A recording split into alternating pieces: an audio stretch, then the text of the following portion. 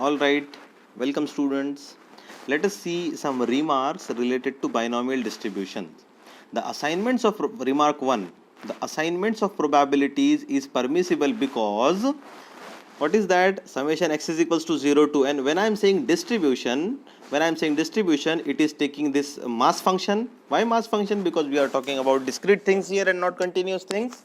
So summation x is equals to 0 to n px, which is probability of x, which is nothing but the probability mass function of x, which will be equals to summation x is equals to 0 to n, and because p of x is defined in this way, n c x p to the power x into q to the power n minus x, which is nothing but q plus p whole to the power n, as we have just now seen. This is the reason why it is called as binomial distribution, because the thing which we are getting here is nothing but the binomial expansion of this term.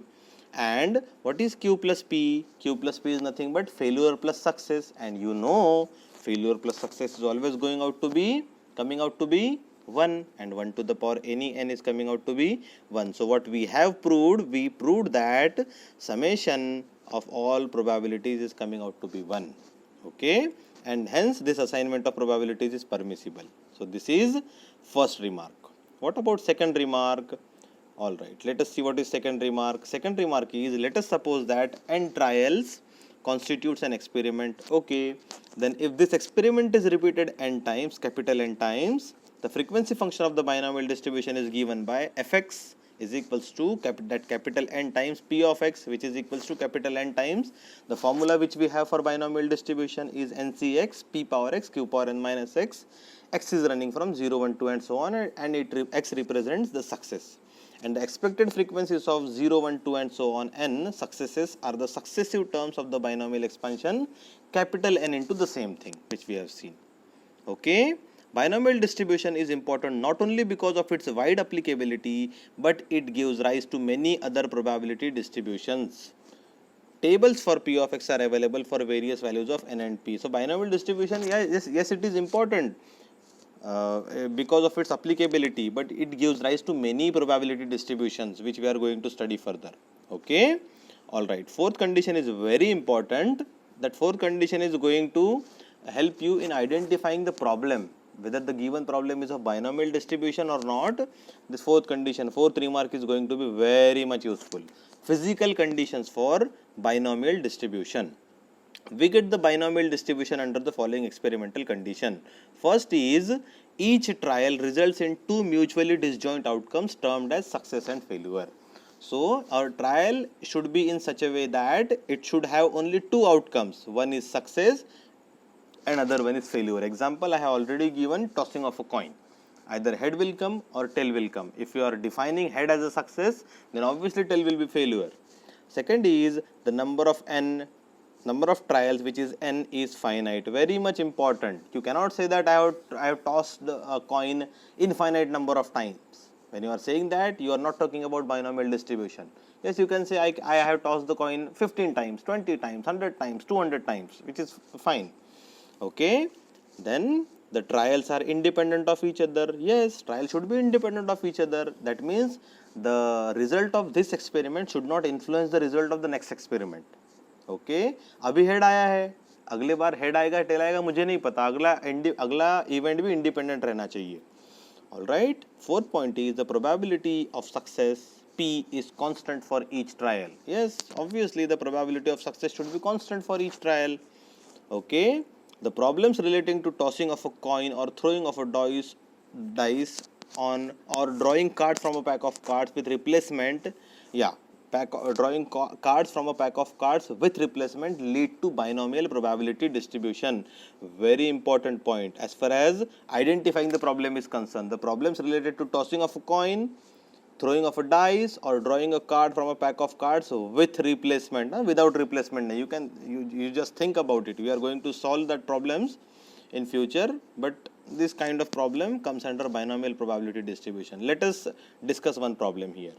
10 coins are thrown simultaneously. Okay, find the probability of getting at least 7 heads. Good question. Can you find it easily? Can you, if you don't know probability, if you don't know binomial distribution, how would you find it? Just think about it. how to tackle this question if you don't know binomial distribution. It is very important, it is very difficult to solve this question without the knowledge of binomial distribution. Okay, solution. Let P is equals to probability of getting ahead. What is the probability of getting ahead when you are tossing a coin? It is obviously 1 by 2, either head will come or tail will come, only two outcomes are there. Probability of not getting ahead, that is probability of getting a tail, is again 1 by 2. I think this is very clear to you. The probability of getting X heads in a random throw of 10 coins is, what is that? Probability of getting X successes, X heads in a random throw of 10 coins. Let me read it again. Find the probability of getting at least 7 heads. That means the question itself saying that getting head is a success and not getting head is a failure. Okay, so they are talking about in terms of getting or not getting ahead. So please understand this question. The probability of getting X heads in a random throw of 10 coins is P of X is equals to 10Cx, because n is 10 here, NCx, P power x, Q power n minus x, so 10Cx P. So success is also half, failure is also half, so P power x, Q to the power n minus x. So you will get 10Cx 1 by 2 whole to the power 10, because x minus x will get cancelled. So we are getting this, x is running from 0, it should be 1 here. Mistakenly it is left, so x is equals to 0, 1, 2 and so on up to 10. So probability of getting at least 7 heads, question ये था कि हमको निकालना था find the probability of getting at least 7 heads. So let us see how to find probability of getting at least. Very important, this word at least, do not take this word for granted. At least 7 heads is given by probability of x greater than or equal to 7. Big hint. So probability of getting x at least 7 heads is probability of capital X greater than or equal to 7, which is obviously probability of 7 plus probability of 8, 9, 10. There is nothing beyond here because only 10 coins are tossed. Okay, so at least 7 heads, we are going to get probability of 7 plus probability of 8 plus P of 9 plus P of 10. But how P of X is defined? P of X is defined in this way. Now the life is simpler. So probability of 7 will be, see, 1 by 2 whole to the power 10. See, this is the final expression. So 1 by 2 whole to the power 10 is constant. It is just the matter of replacing the values of X here. So X, we have X as 7, X as 8, X as 9, X as 10. So 1 by 2 whole to the power 10, curly bracket, 10C7 plus 10C8 plus 10C9 plus 10C10. I expect from you that you are in a position to calculate combination now. Okay, 1 upon 2 whole to the power 10, 1 to the power 10 is 1, 2 to the power 10 is 1024, and you just verify that 10C7 is coming out to be 120, 10C8 is coming out to be 45, 10C9 is coming out to be 10, 10C10 is coming out to be 1, that we know. Last one is easy.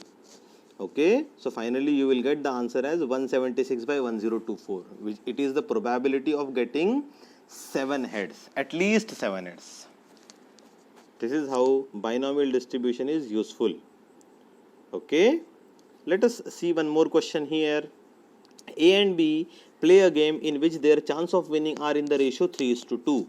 Find A's chance of winning at least 3 games out of 5 games played. Okay, so A and B play a game in which their chances of winning are in the ratio 3:2. Let us say that India and Australia are playing a cricket match, where A is India and B is Australia, and one data shows that the chances of winning are in the ratio 3:2. Means whenever they are playing 5 matches, India is winning 3 and Australia is winning 2.